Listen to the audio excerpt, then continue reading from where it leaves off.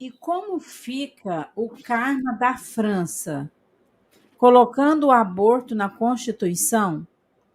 Como os kardecistas devemos ou não lutar por este direito?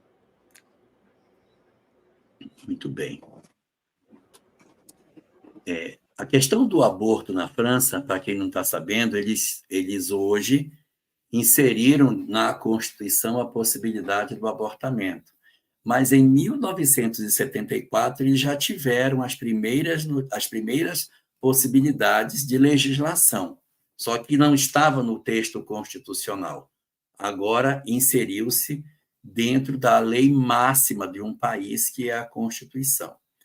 A partir de agora, as mulheres é a descriminalização do aborto. Elas poderão fazer o abortamento sem que isso seja considerado crime, posto na Constituição. Ou seja, para tirar é muito mais difícil. Quando é uma lei infraconstitucional, é mais fácil você criar uma outra lei que derroga a outra e pronto. Quando vai para a Constituição, para você conseguir tirar, você precisa de uma votação muito mais expressiva. Por isso, a comemoração deles hoje pela inserção desse dispositivo dentro do texto constitucional. Qual é o compromisso que se assume? O compromisso que se assume é exatamente o fato de ter uma sociedade que agora está com essa chancela. Só que é uma coisa importante que se observe. A lei permite, mas não obriga. Então, não é pelo fato de eu viver num país que permite que o aborto aconteça que eu agora posso fazer. Se eu tenho a compreensão da vida imortal, para mim vale a lei moral, não vale a lei humana. A lei moral está acima da lei humana. Ainda que a lei humana permita, a minha lei moral não vai me permitir. Então, nós, mesmo que vivamos num país onde isso aconteça, nós não estamos, por conta disso, regidos pela lei dos homens. O prejuízo que a gente tem é porque as pessoas que não têm conhecimento espiritual agora se sentirão muito mais à vontade para a prática do aborto. E o que vai acontecer? Consequências espirituais, evidentemente, vão se dar. E eu não estou dizendo isso no sentido de culpa, no sentido de que as pessoas devam carregar culpa, etc. Porque o espiritismo, ele é a favor das duas vidas, da vida da criança e da vida da mãe. Quando o espiritismo se coloca a favor da vida, não é para que a gente se coloque a favor do bebê e pela desgraça da mãe. Não, você tem que cuidar das duas pessoas. E quando se diz evite o abortamento, é porque a gente sabe das sequelas psicológicas que acompanham a mulher quando ela decide pelo abortamento. Num primeiro momento, ela se sente aliviada, ela se sente feliz, e quando, depois de um período, ela se liberta da primeira etapa, que é essa pressão danada do mecanismo da vida, de você dizer assim, graças a Deus eu abortei, não vou ter mais esse problema. Passada essa primeira fase, a mulher ingressa num segundo momento, que predispõe a processos depressivos. Eu não estou dizendo que toda mulher que aborta vai ser depressiva, mas a taxa de depressão em mulheres que abortam é maior.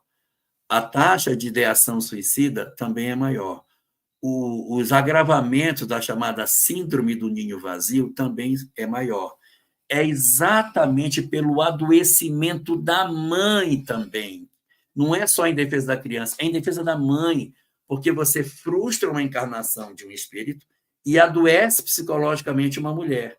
Então, o evitar do abortamento é para que você não tenha trauma nas duas vidas. É isso que a gente tem que evitar, porque a mulher que pratica o aborto, ela tem maior probabilidade de desenvolver uma sequela emocional. Então, é por isso que se diz. Então, você cuida da questão espiritual e cuida da questão psicológica também. Então, quando você pergunta como é que os kardecistas devem atuar nessa situação, o termo kardecista ele acaba não sendo muito usado no espiritismo, porque nos remete à crença de que a gente segue uma pessoa, né? Kardec. E, na verdade, o nosso objetivo é seguir a mensagem dos espíritos. É muito mais largo do que você dizer, não, eu sigo Kardec, eu sou kardecista. Nós somos espíritas. Aí você pergunta, como é que os espíritas devem lutar? A palavra lutar é uma palavra muito forte, porque pressupõe que a gente vai para a rua, puxa a faixa, gritar. Essa não é a melhor estratégia. A melhor estratégia é conscientizar. Não é impedir com que a lei aconteça. A gente tem que trabalhar para que ela não ocorra, mas a gente tem que, antes de tudo, conscientizar as pessoas para que, mesmo que exista a possibilidade, as pessoas não se comprometam. Vamos fazer uma comparação com o álcool. A nossa sociedade permite o álcool. Tem países que o álcool é proibido. Mas a gente vai dizer, olha, mesmo tendo permitido, não me ingresse nisso, porque vai ser um sofrimento muito grande. Então, é mais ou menos nessa direção que a gente deve se posicionar. A doutrina espírita, ela vai se posicionar sempre, sempre, sempre a favor da vida. E quando fala de vida, é vida da mãe também. Nunca acusando, colocando culpa na mulher, mas procurando conscientizá-la de que isso é uma grande furada pelos adoecimentos psicológicos que vai trazer. A França vai responder pelo que está fazendo. Os que celebraram hoje o direito de poder interromper a vida de outras pessoas também terão suas consequências, porque por trás dessa decisão está uma liberdade sexual indesejável que muitas pessoas irão procurar e fazer com isso uma história de muita dor para si próprios. A França vai ter suas consequências, as mulheres que vão entrar por isso terão as suas. Nós, por nossa vez, vamos ter que trabalhar na conscientização das pessoas, tentar fazer com que a legislação aqui não aconteça. Mas, em função de uma série de pressões de vários segmentos econômicos e políticos do país, pode ser que isso no Brasil também venha a acontecer. Então, urge que a gente prepare as pessoas para que elas não enveredem por esse caminho lamentável em que a gente poderia evitar dores para nós e para aqueles que estão vindo para o processo reencarnatório. E outra coisa, às vezes a gente não percebe como o espiritismo age a favor da vida e contra não só o aborto, mas a eutanásia, a pena de morte, a opção das pessoas por fugirem da vida, porque tudo isso que está acontecendo na França, e não só isso, né? Mas várias outras coisas que acontecem pelo mundo são resultado do modo de viver materialista, né? São resultado de todo um mecanismo que se utilizou para destruir qualquer sinal de espiritualidade que virou fora de moda. Então, essas são as consequências. Como é que você vai convencer uma sociedade de que existe vida desde a concepção? Mas como assim? Não tem nada, ainda está fazendo aquela multiplicação celular. Para eles não existe nada, porque dizer que existe um espírito vinculado no momento da concepção, eles não conseguem mais raciocinar, eles estão muito hipnotizados, bitolados na ideia materialista. Então, temos que quebrar esse casulo que se criou na mente, né, das pessoas e abrir, rasgar o véu da espiritualidade também. E isso o espírito faz, eu diria, no limite das suas forças. Os livros, as palestras, as lives falam de vida, falam de espiritualidade. Como lutar? Fazendo a nossa parte. Primeiro, não julgando, porque não cabe a nós julgar a França, não cabe a nós julgar os movimentos, que às vezes são movimentos isolados, mas que gritam muito e vencem. Não cabe a nós odiar. Lutar com aquela coisa perversa de querer ir lá e destruir, gritar mais alto. Porque quando Kardec pergunta no livro dos Espíritos se é crime o aborto, primeiro os Espíritos colocam uma frase, que existe crime sempre que nós transgredirmos as leis de Deus. Então, temos que tomar cuidado para, combatendo isso de uma maneira equivocada, nós também não estejamos transgredindo outra lei de Deus.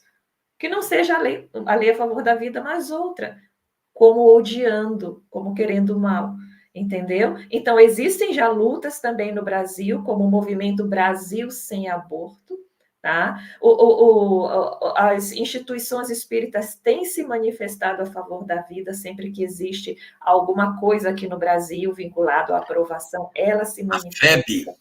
A Federação Espírita Brasileira se manifesta, e nós, como pessoas físicas, podemos nos manifestar no dia a dia.